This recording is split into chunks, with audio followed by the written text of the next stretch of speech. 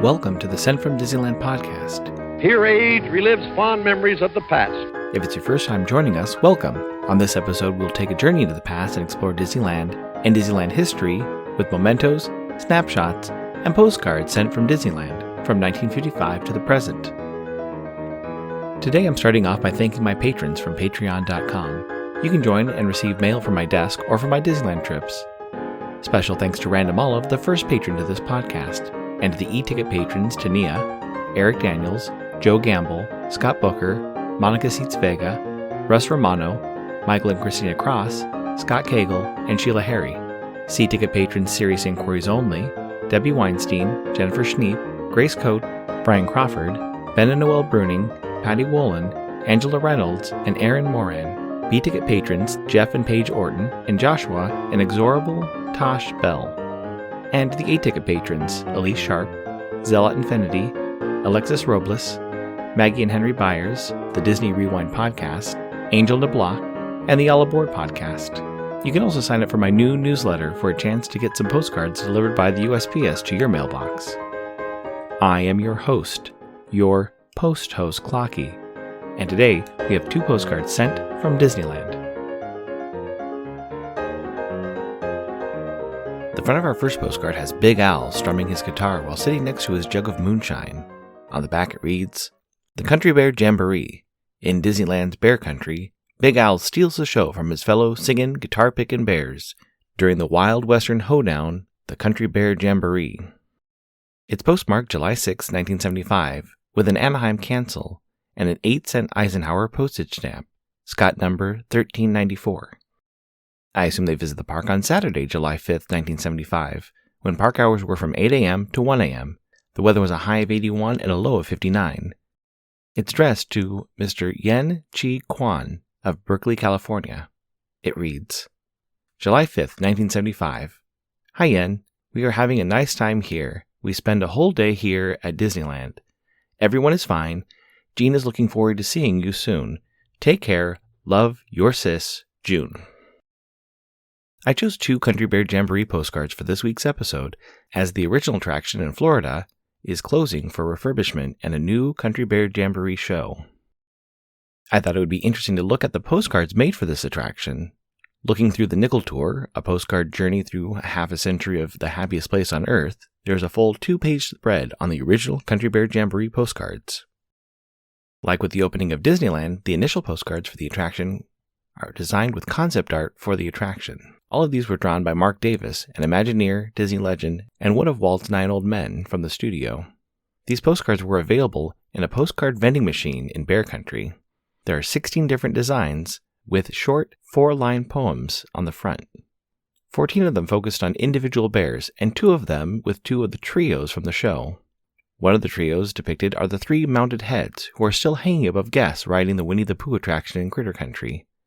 Underneath the image is a poem, Melvin and Max and Old Gruff Buff know every song by heart. They've hung around since opening day, just waiting for a part. The other trio on a Country Bear postcard are the Sunbonnets, and their poem reads, Bunny, Bubbles, and Beulah, 3 little maids in blue, cuddly little teddy bears, sing country songs for you. Most of the other bears have their own postcard. One of my favorites is Henry, with a raccoon popping out of the top of his top hat. His poem reads, The spotlight's now on Henry, so everybody clap, and give a hand to Sammy, his singing coonskin cap. It's also interesting to see the concept art for Wendell, strumming a banjo instead of the mandolin he uses in the show. His poem reads, There's a Bruin they call Wendell, and he hails from Tennessee. He can fracture any folk song, written in the key of C. Looking at images of the Country Bear Jamboree, a banjo was eventually added to the Vacation Hoedown. It was played by Zeke. On his postcard, he's playing a cigar box banjo and a dishpan bass drum with a poem that reads, Zeke's twanging on the banjo and tapping with his feet, a bangin' on his dishpan with a real old country beat.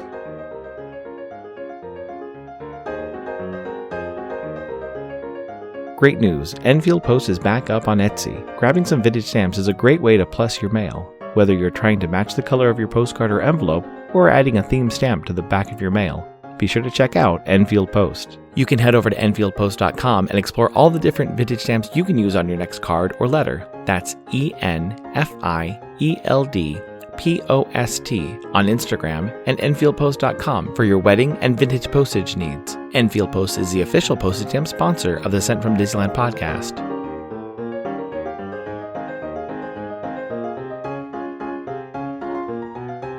The front of our next postcard has the finale of the Country Bear Jamboree.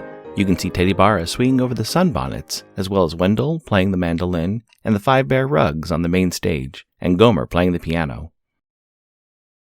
On the back it reads, "The Country Bear Jamboree, Disneyland's Bear Country, features the zaniest troupe of performers ever seen in the Country Bear Jamboree. In a foot-stompin' western hoedown, they sing, swing, and strum guitars in the finest traditions of wild frontier musicals." It's postmarked March 18, 1982, with an Anaheim cancel and a 20-cent George Washington 1732, 1982, a commemoration of the 250th year after the birth of George Washington postage stamp, Scott number 1952. I assume they visited the park on St. Patrick's Day, Wednesday, March 17, 1982, when park hours were from 10 a.m. to 6 p.m. The weather was a high of 58 and a low of 48, and there was 1.58 inches of precipitation. It's addressed to Reverend Floyd S. Brown of Stockton, California. It reads, "Wednesday, 3/17. We're here, just saw this show. Very rainy, snow in Santa Barbara. Beautiful weather, it's fun anyway. We're at KOA Campgrounds near Disneyland. Love, Phyllis and Keith." Before we look at more Country Bear postcards, I just wanted to mention that it was a very rainy time in Anaheim that week. Wednesday, March 17, 1982, saw the most rain at 1.58 inches, but over the span of the week, there was just under 4 inches of rain delivered to Anaheim. In addition to the concept art postcards, 7 other postcards were made. The first 2 are the 2 postcards used on this episode. The other 5 are versions of the same image. There are 2 more postcards made of Big Al, one with a slightly more vibrant green curtain behind him, and moving Al's jug from his left to his right. The other Big Al postcard has Al with his backpack, teddy bear, and lantern, and instead of wearing his signature red vest, he's wearing a red and black flannel button-up shirt. 3 postcards that look very similar correspond with the postcard used for this section of the episode, with the 5 bear rugs or the grand finale. The postcard with the 5 bear rugs without the additional bears looks like it's from the Vacation Hoedown version of the show, with characters wearing backpacks and cameras, and with a background of a waterfall. This is in contrast to the finale postcards, with the outhouse in the background and the characters wearing their traditional Country Bear Jamboree outfits. One of the last postcards made with the Country Bears is an illustrated image of the 5 bear rugs entitled Bear Band Vacation Show by Dave Featon. You can see some flies flying around the bears, as well as a small tire on a rope that reads, "Thin Bears Only."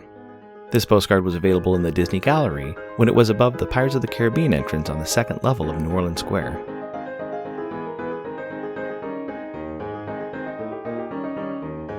This incoming postcard is sponsored by the Art Throwdown. Art Throwdown, or ATD, is an online craft hour on Instagram, starting at 9 p.m. Eastern, 6 Pacific.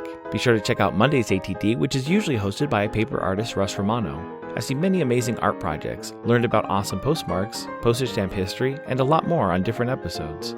It's great to stop in for an hour to watch someone craft or design something unique. Each host brings something a little different to each show. I'll list some of the regular hosts, or you can follow Russ Romano 2021 on Instagram. The front of my incoming mail is a box the size of a small shoebox. Taped to the side of it is an e-ticket from 1977 or 1978. The attractions you could enjoy with an e-ticket include Space Mountain, the Haunted Mansion, Pirates of the Caribbean, the Jungle Cruise, the Enchanted Tiki Room, or the Country Bear Jamboree. It's postmarked January 19, 2024, with a Concord cancel and a $10 retail printed postage stamp, Scott number unknown. Inside there was a note, and it reads, "Hi Clocky, how ironic is a package full of postcards. Alex." On the lower right-hand side is a Mickey crest. Thank you so much for the postcards, Alex. And I say postcards because the entire box is filled with postcards from all over. It will be an adventure to sift through them all. I'm reminded to buy more postcards because while making this episode, I realize I've exhausted my collection of Country Bear Jamboree postcards. I'll have to find more for future episodes about the attraction. Thanks for listening to Sent from Disneyland. If you enjoyed this podcast, please subscribe and tell your friends. It would be helpful to share your favorite episode to a friend or on social media. There are over 200 to choose from. It would also help to leave a 5-star rating and comment at whatever podcast platform you use. If you'd like to support the show financially, please check out our Patreon page at patreon.com/sentfromdisneyland. You can find me on Instagram and Facebook at Sent from Disneyland or on Twitter at Sent from Disney. For questions and comments, send me a postcard addressed to Sent from Disneyland, P.O. Box 44, Hood, California, 95639. This podcast is not affiliated with Disney, the United States Postal Service, or any post office or Disney properties. Opinions expressed on this podcast belong to its host and guest of the Sent from Disneyland podcast.